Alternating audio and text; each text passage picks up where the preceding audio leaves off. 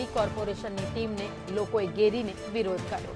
Thakkar બાપાનગરમાં corporation સામે આક્રોશ વ્યક્ત કરવામાં આવ્યો। લારીઓ હટાવવા ગયેલી ટીમ પર પથ્થરમારો કરવામાં આવ્યો હતો। રોડ કામગીરીમાં વિઘ્ન અને કોર્પોરેશનની ગાડી નિશાન બની હતી। દબાણ દૂર કરવા ગયેલા તંત્ર ઉપર હુમલો કરવામાં આવ્યો હતો। જો કે એએમસી એક્શન સામે પથ્થરમારાનો પ્રતિકાર કરાયો। ઠક્કર બાપાનગરમાં તંત્ર અને લારી ધારકો આમને સામને આવી ગયા।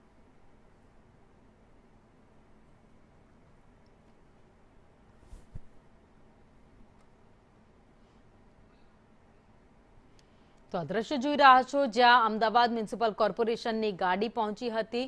દબાણ હટાવવા માટે લારીઓ ઊભી હતી, તેને હટાવવા માટે પહોંચી હતી, જ્યાં પહોંચતા જ તેમના ઉપર લોકોએ પથ્થરમારો કર્યો।